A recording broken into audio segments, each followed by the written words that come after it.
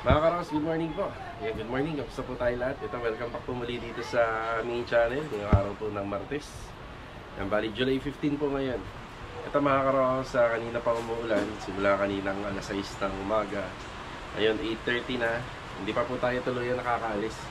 Kasi inaabangan ko yung mga report ng tropa kung ilan yung mga pumasok. Meron po kaming group chat dito sa Facebook. So may group chat kami. Yung iba doon na nagpapaalam kung makakapasok sila. Kaya hindi pa tayo maalis. Tapos yung isang kasama natin na si Kuya Doming, bali magtatrabaho siya sa Anyana ngayon. Kaso nga lang yung requirements niya nasa akin. Ilan po kasi sa tropa, ngayon pa lang po kumukuha ng requirements para magkaroon ng ID dun sa Anyana Bel Air East. So tingnan natin. Malamang yung iba nasa biyahe or yung iba nagpapatila pa ng ulan. Kanina medyo malakas-lakas yung ulan. Pero ngayon umuulan pa rin. Okay mga karos, ang content natin at saka topic natin ngayon, may mga nagme-message sa akin. Tapos nagtatanong, Sir, ano po daw bang magandang unahin? Yung bakod daw ba o yung bahay?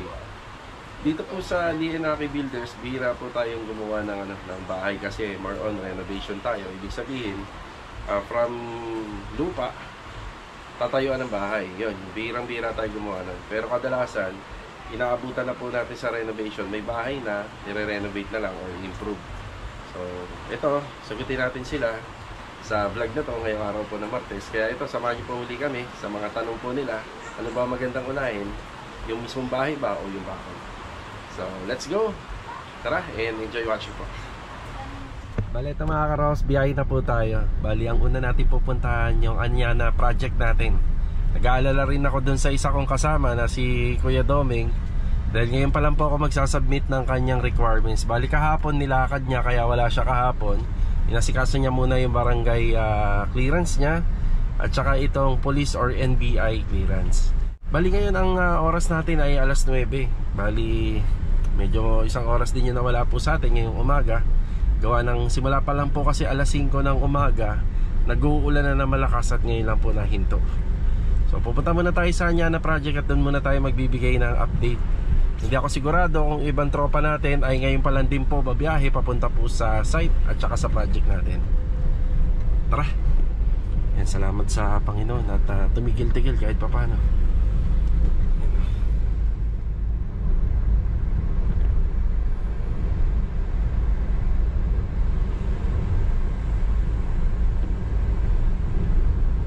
Dito muna tayo sa opisina pumunta. Yan, nakuha na po natin ng ID yung kasama natin. Pero resibo lang po to. Pero yung release ng ID kasi dito working days niya 6 days. Yan. Tapos nakalimutan pa ni Kuya Doming magpasa ng ng 1x1 picture. So ito muna ipapakita niya sa guard. Nandito na po tayo sa Anyana Bel Air East mga karos. Yan, good morning nga po pala sa aming client owner, kila ma'am and kala sir and family. Yan, good morning po. So dito sa harapan, may mga konti na ako na-discuss. Ayan, may mga konti na po tayo na-discuss dito sa harapan na ipagagawa pa po natin sa tropa.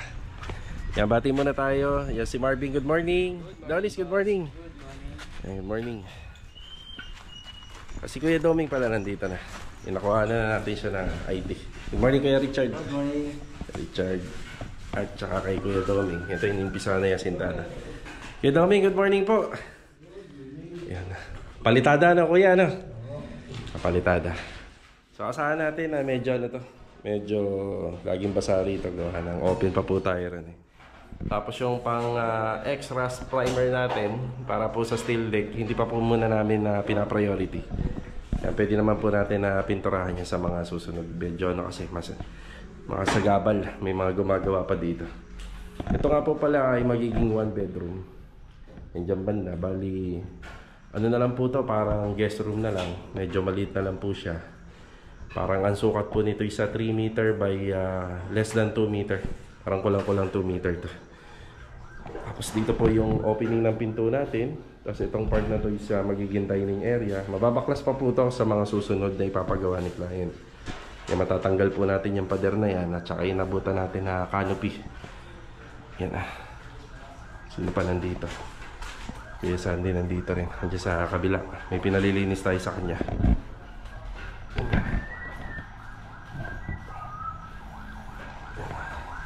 Ang isa sa mga inaasikaso rito, itong plastering ng pader dun sa may interior part na extension na ginawa natin at saka yung sintada. Tapos dito naman yung floor drainage natin dito. Yes, Sandy, good morning po. Ay, sige Sandy. Ay, nakasikaso na ni Adonis dahil nakaschedule sa amin to ngayong linggo na itong floor area na to ay malagyan po natin ng concrete flooring. Pabuusan natin. Tapos yung mga ibang gamit na to, ito lagi namin sinasabi, itong part na mga gamit na to, mapupunta yan dito, ililipat naman po natin dito. Medyo matrabaho. Tapos sa likod banda ng pader na ginawa natin, may mga siwang pa dyan. So lalagyan po natin ng yan na panambak. Tatambakan natin. So kaya kailangan namin to tanggalin at ilipat gawa ng ito naman po yung asikasuhin natin. Yan, may floor drain tayo rito, may water line. Yan para sa drainage system tsaka water line connectivity yung may kakaroon po rito. Okay mga karos, umpisahan natin yung topic natin dito. Sa mga renovation na ginagawa po namin, may existing na talaga na bahay, yung floor area. Yan, mamimili ka na lang kung ang uunahin mo yung bakod or ito. Pero malayo nga sa mga ibang ginagawa namin kasi kami ay puro renovation. Dinadatnan na namin na may bahay na kumpara sa lupa pa. Dito ang advantage kapag inuna mo yung interior, pwede ka nang tumira habang pinagagawa mo yung bakod naman pag pinauna mo yung interior. So syempre kapag ganon, advantage din yon kasi kahit naman paano lahat ng pangangailangan ng mga gumagawa, nakasuporta ka, nakaalalay ka, tsaka nakatutok ka din.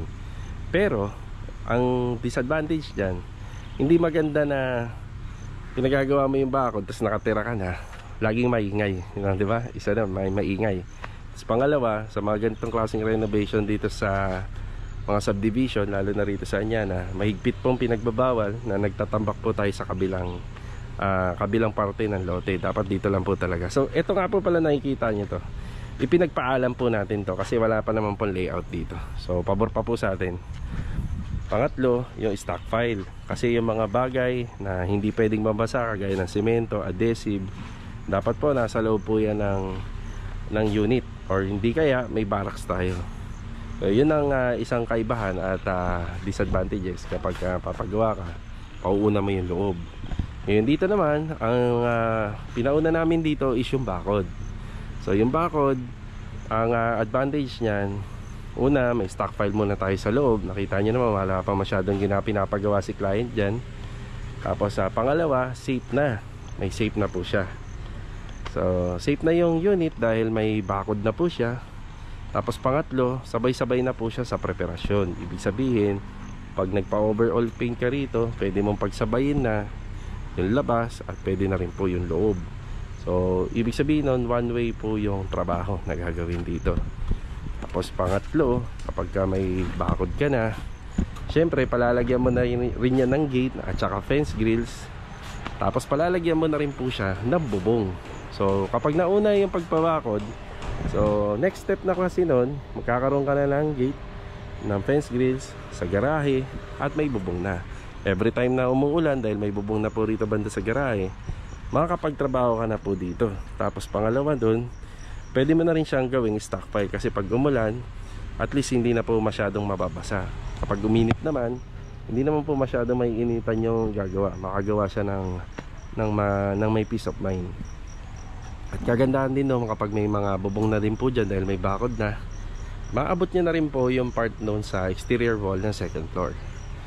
So ayan po yung isa sa mga kagandahan kapag nagpapagawa ka ng bahay, kung unahin mo man yung mismong bahay or uunahin mo naman yung mismong bakod. So ito nga po pala mga ka-row house, kung sakali naman ang bahay nyo ay lupa pa lang, pagde-decide ka na pababakuran mo muna, yun naman po ay mas maganda kasi maiiwasan po ninyo na yung mga kalat nyo, kagaya nito. Kasi minsan pag umuulan yan, nagla-landslide yan, may kadalasan na pupunta po siya sa kabilang lote, baka makomplain ka pa. Kapag kaya inuna mo rin yung bakod din, at least makikita mo may privacy na yung mismong lote mo. Pero ang disadvantage kapag pinagawa mo po na inuna mo yung bakod sa lupa pa lang at walang bahay, kailangan po magpagawa ka ng plano. Kasi baka mamaya yung bahay mo ay hindi coordinate or hindi nakaplano sa setup ng pinagawa mong bakod. So kailangan planado siya. Kadalasan po kasi sa lote, mga nagpapagawa po ng bahay ngayon, dapat ang bahay ay medyo bandang nasa gitna. May setback yan na 2 metro sa likod, sa gilid, at 3 meters naman po rito sa harapan.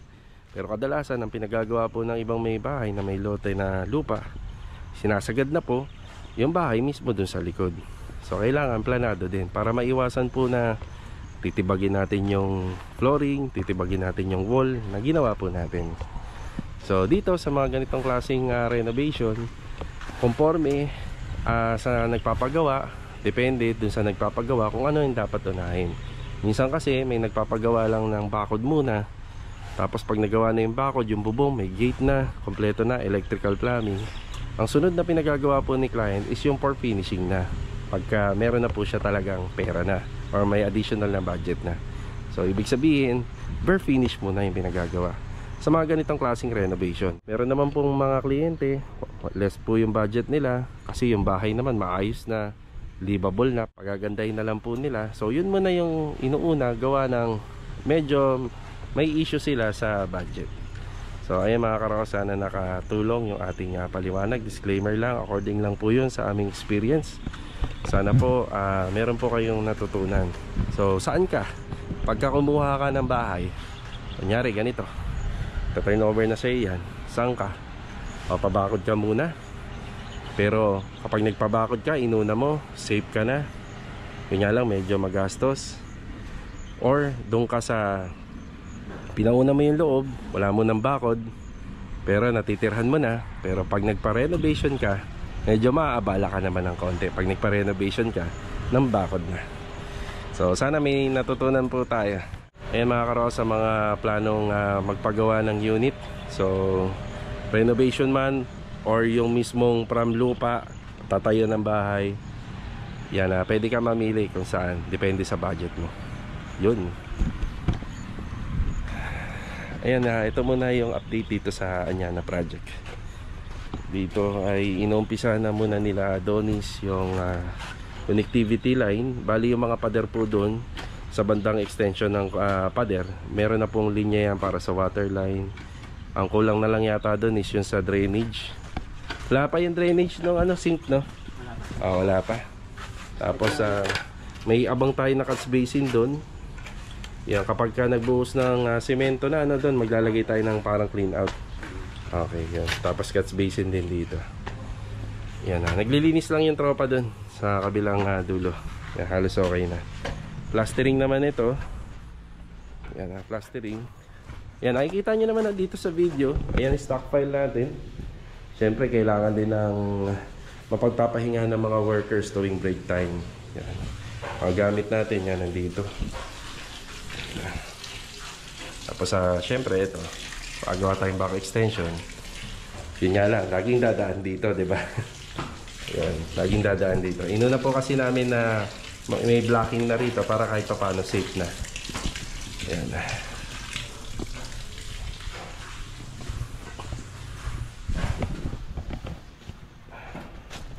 Okay, nandito tayo sa Riego de Diaz Project. Good morning nga rin po pala at magandang araw sa kliyente namin dito.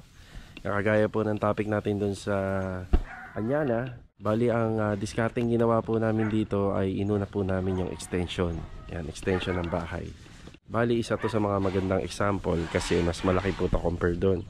So kung uunahin nyo po yung bakod, so paikot, safe na yung bahay.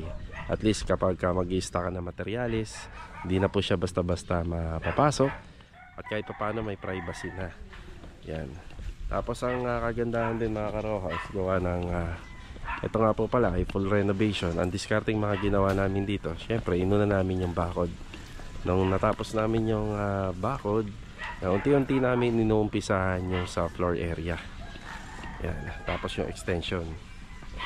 Tapos syempre naglagay na rin po kagad kami ng bubong. Tinapos na rin namin yung bubong sa taas.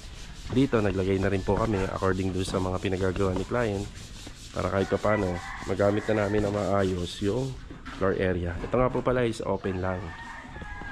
Open lang to pero naka-concrete flooring tayo. Ayan, isang kagandahan po. Nag-uulan-ulan pero naasikaso natin yung preparasyon ng mga pintura, diba? Kasi pagdating dito sa outside wall, talagang hindi tayo makakapag-ano dyan, makakapag-pintura. Yan, flat yan, hindi naman mababasa eh. Sige. Basta pagdating sa mga mababasa, kagaya dito ha. Dito si Kuya Philip, si Rusty, si Boy at saka si Bilog. Yan. Kasama natin ngayon. Yan, nagabang na tayo rito na yung 3-port. Yung 3-port na tubo na yan, matatakpan naman po yan ng tambol ng cove ceiling. Hindi na po yan makikita. Naumpisa na rin po yung PVC ceiling panel dito. Bilog, Hardiplex yan. Hardiplex yan. Yan 60 cm, oo.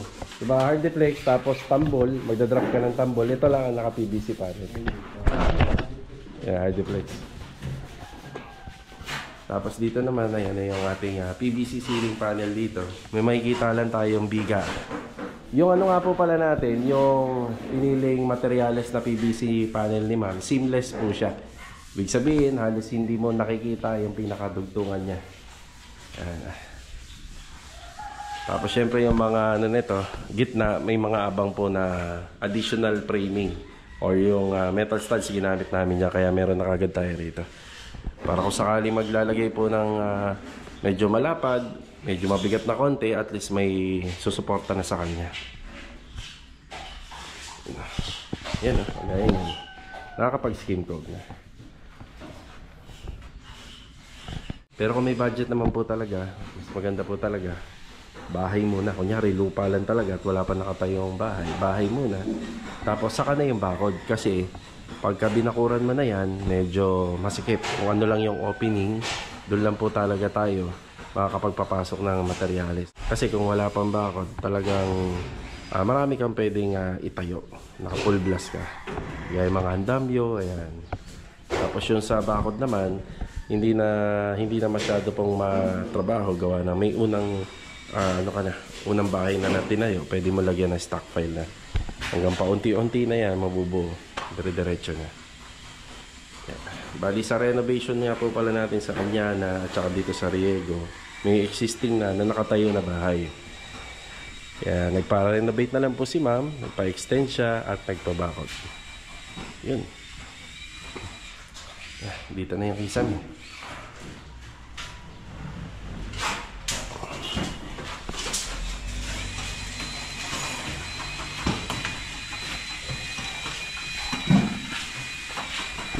Kuya, huwag ka na palang ano rito ha, kakapal. Ito lang susundin mo. Pampalabas. Yan. Ganun din sa kabila. Iya mo, susukatin uli naman nila yan eh. Para hindi lang sila mahirapan magkabit.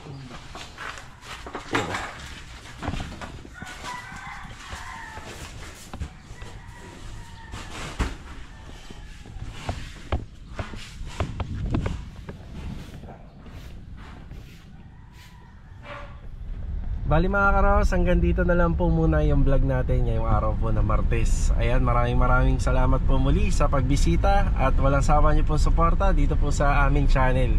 So disclaimer lang mga karos, itong topic natin regarding po kung anong mas magandang mauna, kung ang bahay ba muna or ang pagbabakod. So ito po ay according lang po sa aming mga na-experience. Pero sana kapalutan nyo pa rin po ng idea. Sa mga hindi nga po pala nakasubscribe pa, please subscribe nyo na yan. Click nyo na rin yung notification bell button para updated kayo sa mga video na ina-upload namin. At huwag nyo po kalimutan mag-iwan ng like. At pwede rin po kayo mag-iwan ng comment kung sakaling mabasa po namin yan. Pwede po namin sagutin isa-isa. So God bless po sa ating lahat. Paalam po muna. Let's go. Tara.